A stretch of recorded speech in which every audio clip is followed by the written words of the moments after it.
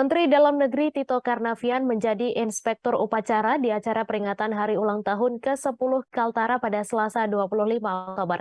Mengenakan pakaian adat khas Bulungan, Mendagri Tito memimpin jalannya upacara di lapangan Agatis Tanjung Selor, Bulungan. Di kunjungannya yang kelima ke Kalimantan Utara, Mendagri Tito mengaku cukup kaget dengan perkembangan Kaltara hari ini, khususnya kota Tanjung Selor. Ia menilai perkembangan Kalimantan Utara dan Tanjung Selor sudah cukup pesat dibandingkan beberapa tahun belakangan. Informasi selengkapnya akan disampaikan langsung oleh wartawan Tribun Kaltara, Ilhami Faudi yang kini sudah terhubung bersama kami. Silahkan rekan Faudi. Baik rekan Mei, dapat dilaporkan bahwa pagi tadi Menteri Dalam Negeri Tito Karnavian menjadi inspektur upacara dalam upacara peringatan HUT ke-10 Kaltara di lapangan Agatis Tanjung Selor, Bulungan, Kaltara. Dalam kunjungannya yang kelima kalinya ini, mantan Kapolri itu mengaku cukup kaget dan takjub dengan perkembangan perekonomian di Kaltara, khususnya di Kota Tanjung Selor. Menurutnya, kondisi Kota Tanjung Selor hari ini jauh berbeda dengan kondisinya saat ia pertama kali datang pada tahun 2017 lalu.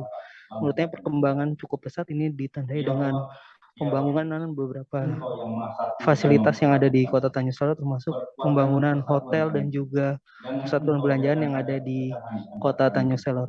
Mendagri Tito menyampaikan apresiasinya terhadap komitmen dari sejumlah tokoh dan instansi yang ada di Kaltara yang berkomitmen memajukan daerah di wilayah Kaltara.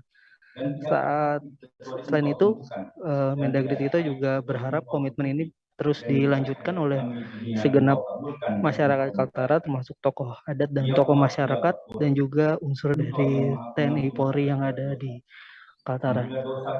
Dan tadi dalam upacara tadi, Mendagri Tito juga sempat menari bersama dengan para pimpinan Forkompinda Kaltara, termasuk gubernur dan wakil gubernur Kaltara.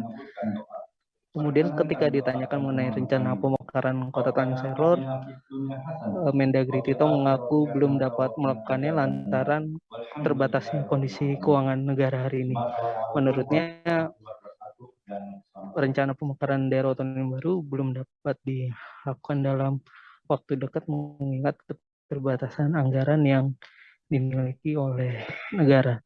Namun begitu, Mendagri berharap ke depan pihak pemerintah provinsi dan juga kabupaten kota di Kaltara terus menggenjot perekonomian sehingga nantinya kemampuan atau kemandirian ekonomi di tiap daerah mampu mendukung rencana pemekaran daerah. Demikian rekan Mei laporannya yang dapat disampaikan pada siang ini.